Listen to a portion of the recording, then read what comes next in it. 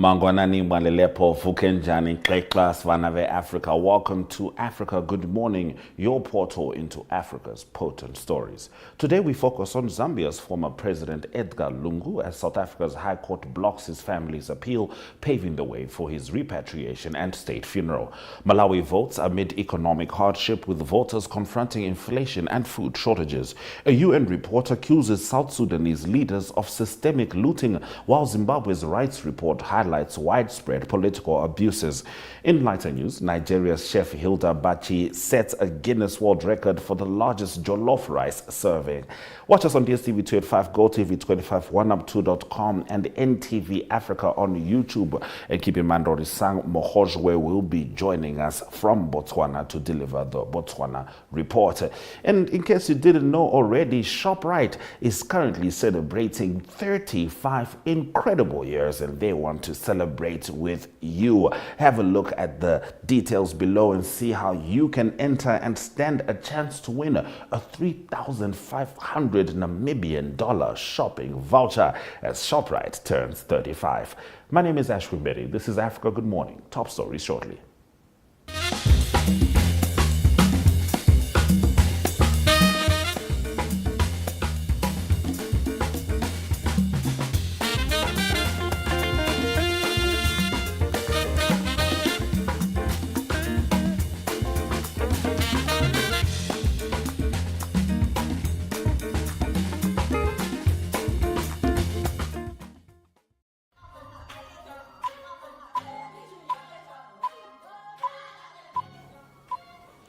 Let's get into our top stories. On September 16, 2025, yesterday, the Gauteng High Court in Pretoria dismissed with cost the application by the family of late Zambian President Edgar Lungu to appeal to the Supreme Court of Appeal, upholding its earlier August 8 ruling that his remains be repatriated for a state funeral in Zambia. Lungu, who died on June 5 in South Africa, had allegedly instructed his family to ensure he was buried privately without President Hakainde Hichilema's involvement. Here is Africa Good Morning correspondent Mike Sichula reporting on this story from Lusaka, Zambia. Thank you very much for having me. So a brief background to this case is that President Edgar Lungu died in South Africa on the 5th of June 2025. He had traveled to South Africa for medical treatment. As Zambians expected that since he was the former president of Zambia, his body will be repatriated to Zambia for burial. But matters changed as the Lungu family made some demands, such as if the body is repatriated to Zambia, then Mr. Hakainde Hichilema should not be anywhere near the body of the late. They also said Mr. Hakainde Hichilema should not preside over the funeral. This is against the customs of Zambia. We have seen it in the past where former presidents who have died, the sitting head of state is supposed to preside over the funeral.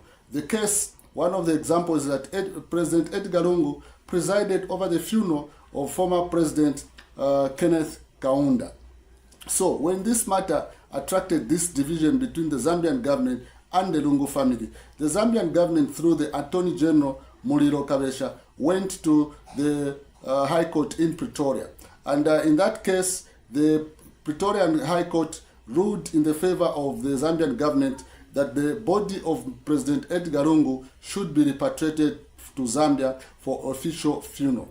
But this ruling did not sit well with the Lungu family, who decided to challenge the ruling, and they went as far as the Constitutional Court, seeking that this matter be heard before the Constitutional Court. As they went to the Constitutional Court, the Lungu family had already filed an appeal to be heard in the High Court that ruled against them. So when they were rejected, when their appeal was rejected in the Constitutional Court, they came back to the High Court in Pretoria, which again ruled on the 16th of September 2025, saying that the grounds of appeal, where we are saying the court erred in the area judgment that they used Zambian law instead of South African law, does not hold any water. The remains of President Edgar Lungu should be repatriated back to Zambia, because when he came to South Africa, he came on. He was in South Africa on a temporary basis, seeking medical treatment, and he is the sitting here. He is a former president of Zambia who must be buried according to the customs of Zambia. So this is the matter that turned out, and the Lungu family seems not to be happy with this judgment over the appeal, because we have information that the Lungu family is making ways to go and file an appeal in the Supreme Court of South Africa. And they are hoping that the Supreme Court of South Africa is going to give them a favorable judgment to this matter. However, as this case came up in the High Court, this appeal came up in the High Court, the Lungu family and the Zambian government have continued to engage over this matter so that there can be a conclusive conclusion, so that the remains of President Edgar Lungu should be brought back to Zambia for an official funeral. So this is the current state of affairs with regard to the burial of President Edgar Lungu, Zambia's 60th president. Thank you very much for having me. Africa, good morning. Thank you for joining us and delivering that report, Mike Sichula.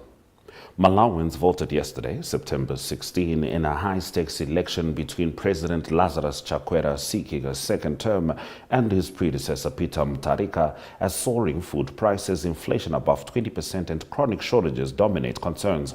Another 15 candidates, including Joyce Banda, contested. Analysts expect a runoff between Chakwera and Mutharika, as neither may secure the 50+1 threshold. Malawi's economy has stagnated since Chakwera's 2020 victory, worsened by drought and a cyclone. Nearly 3/4 of the 22 million population live on less than $3 a day, with half facing inadequate nutrition. Voters cited hunger and high prices as decisive. Polls opened smoothly, though biometric reader glitches were reported. Corruption scandals cloud both frontrunners. Mutharika, praised for past infrastructure growth, faced cronyism allegations, while Chakwera is criticized for selective graft handling. Parliamentary and local elections were also held, with coalitions likely needed for governance. Having faced off thrice before, the rivals' battle recalls the 2019 annulled vote that led to Chakwera's 2020 win, highlighting deep disillusionment with Malawian leadership. Moving on. UN investigators accuse South Sudanese leaders of institutionalized plunder, spotlighting $1.7 billion paid between 2021 and 2024 to companies tied to Vice President Benjamin Bolmel for road projects never completed. The report by the UN Commission on Human Rights in South Sudan said the Oil for Roads scheme consumed up to 60% of government disbursements, yet yielded under $500 million worth of roads. Since independence in 2011, South Sudan has earned more than $23 billion from oil, but much has bypassed health, food, and education. Justice Minister Joseph Gang rejected the findings, citing flawed data and attributing hardship to conflict, climate change, and declining oil sales. Nearly 2/3 of the 12 million population now face hunger, worsened by cuts to aid. The report highlights the entrenched corruption undermining governance and fueling conflict, noting elites exploit ethnic divisions for power. Bolmel, previously sanctioned by the US, has not commented. Despite legislation, public funds remain diverted, with more allocated to the presidential medical unit than the national health system. In our next story, Zimbabwe Peace Project report revealed over 3,000 victims of human rights violations recorded in August, exposing systematic intimidation and coercion nationwide. At least 121 incidents were documented, disproportionately affecting women and people with disabilities. Victims reported threats, harassment, forced displacement, denial of services, and politically motivated violence. ZANU-PF was identified as the leading perpetrator, with involvement from traditional leaders, local authorities, police, and even schools. Local government minister Daniel Garwe inflamed tensions by telling villagers that opposition sympathizers should be mashed by hand, rhetoric reminiscent of hate speech. Food distribution and farm inputs were weaponized, with drought-hit households coerced into surrendering grain for cash. Attacks included assaults in Midlands and an explosive device at opposition leader Job Sikala's Harare home. Enforced disappearances, including journalist Itai Zabara's, remain unresolved. ZPP concluded these abuses are entrenched, eroding freedoms of expression, assembly, and association while deepening insecurity. The organization urged accountability, protection of rights, and genuine reconciliation efforts as systemic violations weaken Zimbabwe's democratic fabric. In our next story, Guinness World Records confirmed Nigerian chef Hilda Baci achieved the largest serving of jollof rice, preparing 8,780 kilograms during an 8-hour cooking session at Echo Hotels, Lagos. The Akwa Ibom-born chef collaborated with Gino Nigeria to complete the record-breaking attempt, serving 16,600 plates at a Victoria Island event featuring music and stage performances. Required ingredients included 4,000 kilograms of basmati rice, 164 kilograms of goat meat, 220 kilograms of chicken cubes, 600 kgs of pepper mix. Strict rules mandated proper food distribution to prevent waste. Baci, who gained fame in 2023 after her 93-hour cooking marathon, described the feat as fire, passion, and teamwork, requiring 1,200 kilograms of gas. Jollof rice, a West African staple, is central to Ghana-Nigeria culinary rivalry, with the record intensifying debate. Sharing footage online, Baci celebrated the achievement as belonging to all Nigerians. Her earlier record was surpassed twice, but this new Guinness entry marks another milestone, reinforcing her role as a symbol of culinary pride and cultural identity in Nigeria. Those have been our top stories on Africa Good Morning. Shortly, we're going to be joined by Rorisang Mogojwe as she delivers the Botswana Report. But prior to that, it's the weather.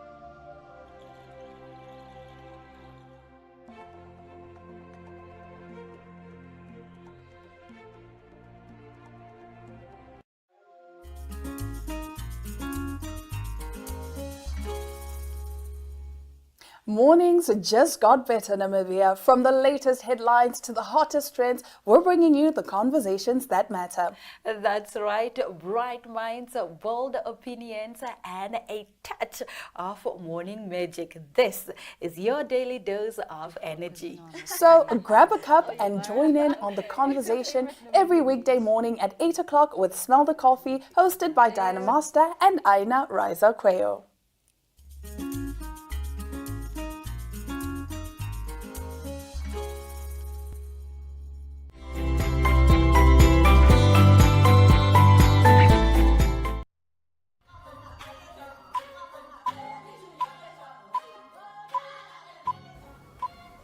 All right, it's time for us to be joined by Rorisang Mogojwe as she delivers the Botswana Report. Dumela Rorisang, welcome to the show. Hello, good morning, Dumelang. Thank you so much for having me. It's always a pleasure to be here on Africa. Good morning.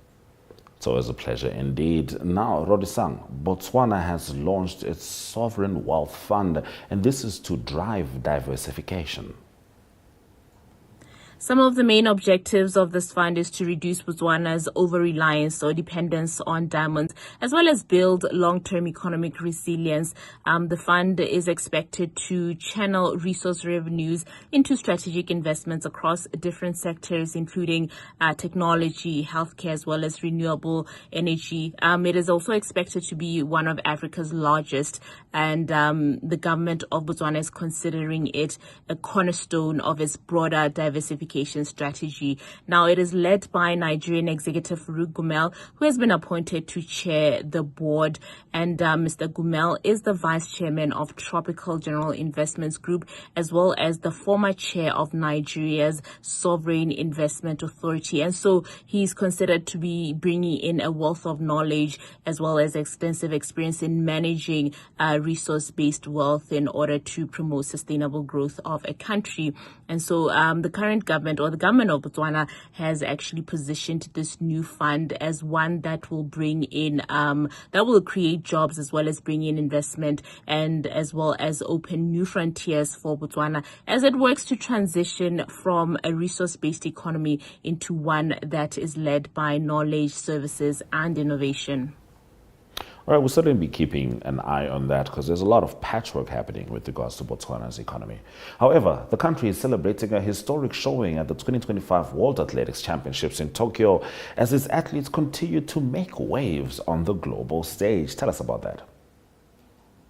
Yeah, it is a very, very exciting time here in Botswana as the nation is currently celebrating the historic win of, Team Botswana out at the Tokyo 2025 Games. Yesterday, for the first time ever, we saw two athletes, that is Victor Ntweng and Kimorana Tisang, advance to the semifinals in the 400-meter hurdles, highlighting the nation's growing strength in this very demanding event. The middle distance races are also proven to be fruitful, as we saw Kekobogile Hangura and Tepiso Masalela securing places in the semifinals of the 800 meters. Their performances mark another strong or significant step in for the country on the international athletics stage. Botswana will be represented by three athletes in the men's 400 meters final. Colin Kibina Tsipi is one of them, and he led the charge with a stunning national record and a world-leading time of 43.61 seconds. Bayapondori followed with the season's best of 44.21 seconds, while Lee AP also secured a spot in the final with 44.51 seconds. And these record-breaking performances, I must say, are really a source of national pride for Botswana, and they do reflect the dedication of Team Botswana, of the athletes who are out there representing the country, as well as Botswana's increasing reputation on the world athletics stage. All right. And in your last story, Botswana's creative community is set to gather for the country's first ever creative industry summit. For the first time ever, the creative sector is going to have its own summit, and it will be hosted by the Botswana Entertainment Promoters Association, or BEPA, this coming Friday the 19th in Gaborone. It is going to bring together under one roof all creatives from across the different sectors, including music, film, fashion, theater, culinary arts, decor, and content creation, with the aim to really chart a way forward or a future of Botswana's cultural and creative economy. And, the BEPA chairman, Hwaba Mojakomo, described the summit as a defining moment for the creative industry, noting that for too long, the sector has been sidelined, and for too long, practitioners or artists and cultural practitioners have worked in isolation. And so they're bringing everyone under the same roof in order to discuss growth, to discuss sustainability, as well as recognition for this sector. It also is expected to foster collaboration between the creative sector and some private institutions, in order to build an industry that can really thrive locally while also competing globally.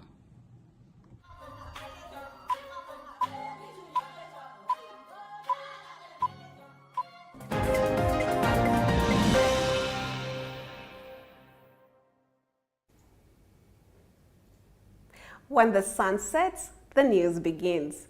Welcome to Sunset News, bringing you the latest headlines, in-depth community stories, economic updates, sports highlights, and your daily weather forecast. Join us every weekday from 7:30 p.m. to 8 p.m. on DSTV channel 285 and GOTV channel 25, or stream us online at oneup2.com. Join us on Facebook at Sunset News to stay updated.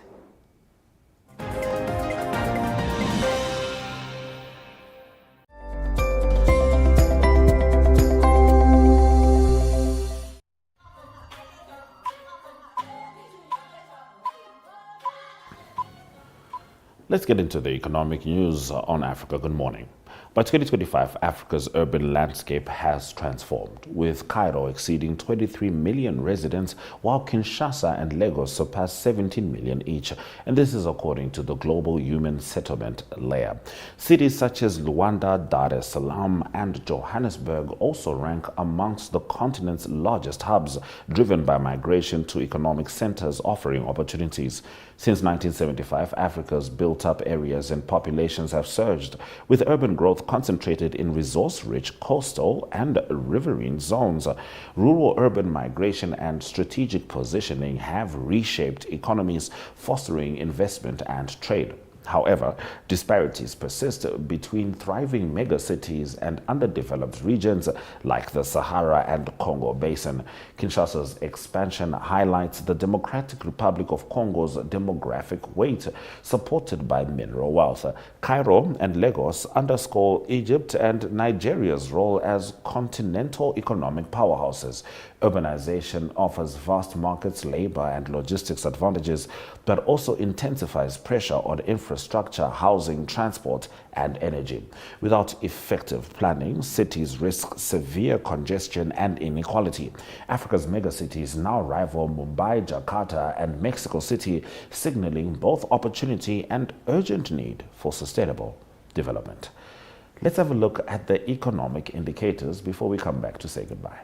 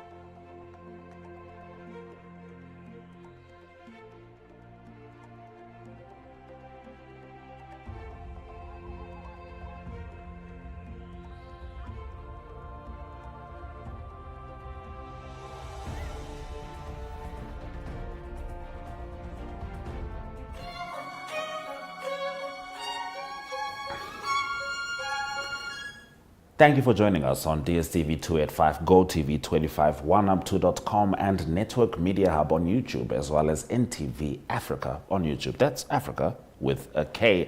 This has been Africa Good Morning. Tomorrow we are joined by Ari Hohad as he delivers the South Africa Report. And keep in mind, if you want to have a look at this and other episodes, do go to oneup2.com. That's ONEUPTWO.com. Click the Echo icon and you have access to a whole lot of NTV programming at your time, because on oneup2.com, Echo primetime is anytime. My name is Ashwin Bedi. This has been Africa Good Morning. Swera Zwakanaka.